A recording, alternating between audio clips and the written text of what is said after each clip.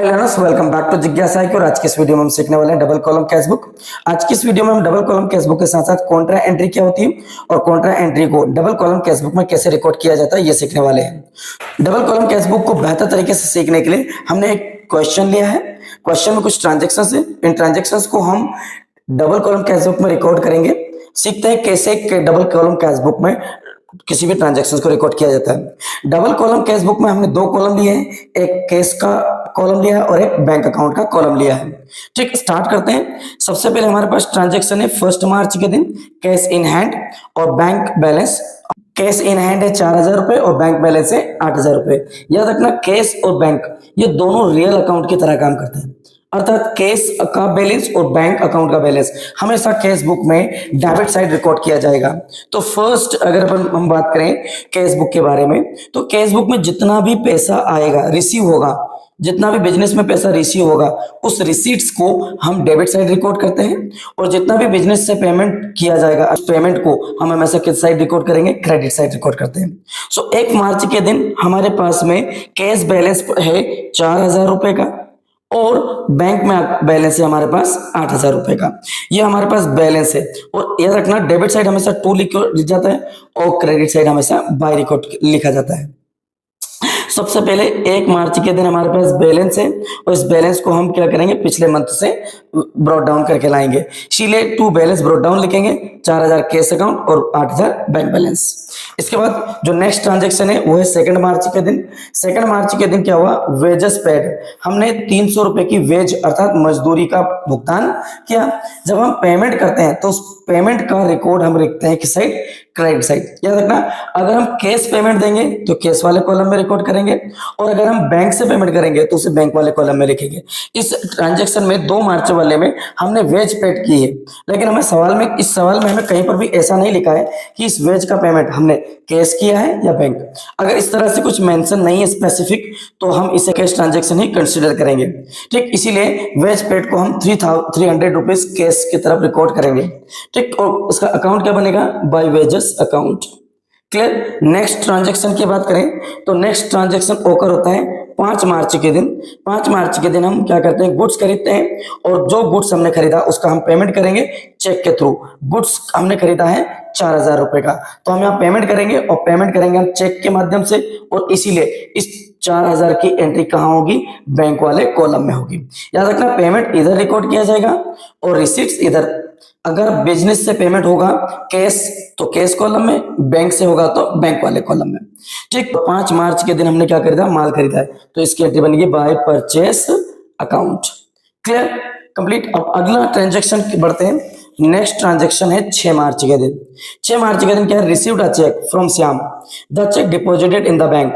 हम श्याम से चेक मिला और चेक को हमने सेम डे को बैंक में डिपॉजिट कर दिया 1500 रुपए। तो ये 1500 रुपए हम कहाँ रिकॉर्ड करेंगे? बैंक वाले कॉलम में। और ये हमारे लिए एक रिसीट है और इसीलिए इसे डेबिट साइड रिकॉर्ड किया जाएगा, लेकिन कौन से कॉलम में? बैंक वाले कॉलम में, 1500 रुपया। क्लियर? और ये पैसा हमें किससे मिला है? श्याम से मिला है। क्लियर है?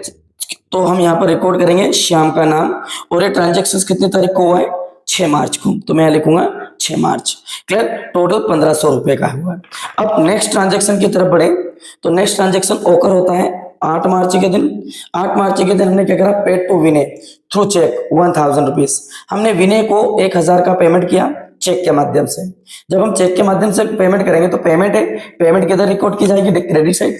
और ये हमने कितनी तारीख के दिन किया है? 8 मार्च के दिन पेमेंट किया है, तो डेट वाले कॉलम में 8 मार्च आएगा। और हमने पेमेंट किसे किया है? विनय को, तो जिसको हमने पेमेंट किया उसका नाम लिखेंगे। और हमने बैंक से पेमेंट किया है, चेक से पेमेंट किया है, और इसीलिए इसकी एंट्री कहाँ की जाएगी?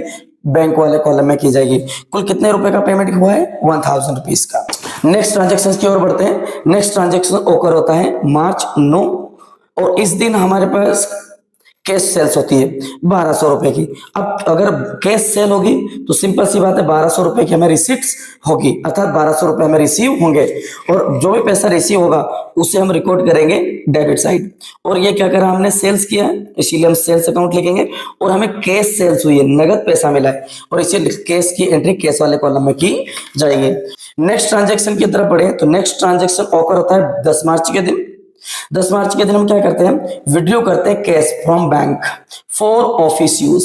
याद रखना, जब भी हम बिजनेस से विड्रॉ की बात करते हैं तो या तो हम ऑफिस यूज के लिए पैसा विड्रॉ करेंगे, और अगर ऑफिस विड्रॉ के लिए अगर हमने विड्रॉ किया है तो ये एक प्रकार से क्या कहलाएगी, कॉन्ट्रा एंट्री कहलाएगी। क्लियर। और अगर हम पर्सनल यूज के लिए बिजनेस से पैसा रिसीव करते हैं तो ड्रॉइंग अकाउंट के नाम से रिकॉर्ड की जाती है। अब इस 10 मार्च की एंट्री को कैसे रिकॉर्ड करते हैं समझना। तो 10 मार्च के दिन क्या हो रहा है समझना, हम क्या करते हैं, बैंक जाते हैं और बैंक से हम पैसा निकालते हैं। तो हमारे पास क्या होगा, दो चीज होगी, एक तो होगा बैंक अकाउंट और एक होगा कैश अकाउंट। अब हो क्या रहा है, हम बैंक से पैसा निकाल रहे हैं और कैश में डिपॉजिट कर रहे हैं, तो बैंक अकाउंट हो जाएगा माइनस और कैश अकाउंट हो जाएगा प्लस। तो जो माइनस होगा उसे क्रेडिट साइड और जो प्लस होगा उसे डेबिट साइड रिकॉर्ड करेंगे। तो बैंक से हम कितने रुपए माइनस करेंगे, 500। तो बैंक वाला कॉलम 500 रुपए से क्या हो जाएगा, माइनस हो जाएगा, क्रेडिट हो जाएगा, और ये बाय कैश अकाउंट के कारण। अब ये जो 500 रुपए हमने बैंक से निकाले, इन 500 की एंट्री हमें किधर करना है, कैश अकाउंट में करना है, क्योंकि बैंक से माइनस हुआ और बैंक से माइनस होकर कहां आया, कैश अकाउंट में आया, इसीलिए इसकी एंट्री कैश साइड की जाएगी, रिसीव साइड। और इस साइड बैंक में पैसा आता है तो इधर क्या लिखेंगे अपन, बैंक अकाउंट। यानी कि सेम एक ही ट्रांजेक्शन है और एक ही ट्रांजेक्शन की बैंक में भी एंट्री होती है और कैश में भी होती है, एक तरफ क्रेडिट साइड और दूसरी तरफ डेबिट साइड। इस तरह की एंट्री को ही कॉन्ट्रा एंट्री के नाम से जाना जाता है। अगली एंट्री ओकर होती है 15 मार्च के दिन। 15 मार्च के दिन हम क्या करते हैं, डिपॉजिट करते हैं बैंक में। तो अभी हमने 10 मार्च के दिन क्या करता, बैंक से पैसा निकाला था, और 15 मार्च के दिन हम क्या कर रहे हैं, बैंक में पैसा डिपॉजिट कर रहे हैं। तो ये जो 15 मार्च वाली एंट्री है ये एकदम अपोजिट है किसके, 10 मार्च वाली एंट्री से। अब यहां पर क्या होगा, बैंक में हम पैसा डालेंगे तो बैंक अकाउंट हो जाएगा प्लस, लेकिन कैश अकाउंट हो जाएगा माइनस। तो जो अकाउंट माइनस होगा उसे हम लिखेंगे क्रेडिट साइड। तो कौन सा अकाउंट माइनस हो रहा है हमारा, credit account, cash account minus हो रहा है। कैश कितना रुपए निकाल रहे हैं हम, 300 रुपए क्या कर रहे हैं, माइनस कर रहे हैं, अर्थात कैश अकाउंट से 300 रुपए माइनस करेंगे और 300 रुपए हम कहां ट्रांसफर करेंगे, बैंक अकाउंट में। और जब हमें 300 रुपए बैंक अकाउंट में डिपॉजिट करेंगे तो बैंक अकाउंट में क्या हो जाएगा, क्रेडिट हो जाएगा, से बैंक अकाउंट में डेबिट हो जाएगा।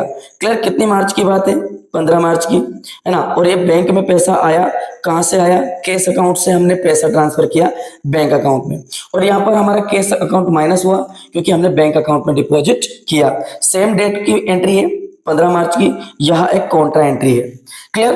अब नेक्स्ट एंट्री की बात करें तो नेक्स्ट एंट्री या नेक्स्ट ट्रांजेक्शन है 18 मार्च के दिन। बोट फर्नीचर 1000, हमने क्या करा, फर्नीचर खरीदा 1000 में, ये हमने कैश खरीदा है, परंतु ये नहीं लिखा कि इस 1000 के फर्नीचर का पेमेंट हमने बैंक से किया या कैश। जब इस तरह से मेंशन ना किया जाए तो हम उसे हमेशा कैश ट्रांजेक्शन ही कंसीडर करेंगे। यानी कि हमने फर्नीचर खरीदा और फर्नीचर के 1000 का पेमेंट करा हमने कैश में। तो अगर 1000 का हम पेमेंट करेंगे तो ये एक पेमेंट है और कैश पेमेंट कर रहे हैं, इसलिए हम इसे कैश अकाउंट में ना लिखेंगे।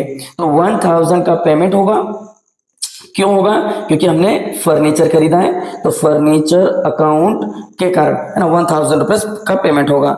नेक्स्ट ट्रांजेक्शन की तरफ बढ़े तो नेक्स्ट ट्रांजेक्शन ओकर होता है 27 मार्च को। इसमें हमें रिसीव होता है अभय से 1000 रुपीज। ये हमारे एक रिसीव्ड है, यानी कि एक रिसीट है, तो इसको हम कैश लिखेंगे और कैश वाले कॉलम में रिकॉर्ड करेंगे 1000 रुपीज का। क्लियर। और ये पैसा किससे मिला है, अभय से, तो मैं लिख दूंगा अभय। क्लियर। और ये कितनी तारीख को मिल रहा है हमें, 27 मार्च के दिन, यह आ जाएगा 27 मार्च। नेक्स्ट ट्रांजेक्शन की तरफ अगर बढ़े तो नेक्स्ट ट्रांजेक्शन ओकर होता है 31 मार्च के दिन। इस दिन हम करते हैं सैलरी पेड। सैलरी पेड करेंगे हम कैश में, और इसीलिए यहाँ पर कैश लिखा जाएगा 1100 रुपए का पेमेंट की ओर, और किधर, इस साइड में, क्योंकि हम कैश पेमेंट कर रहे हैं और इसलिए कैश वाले कॉलम में रिकॉर्ड होगा ये वाला ट्रांजेक्शन।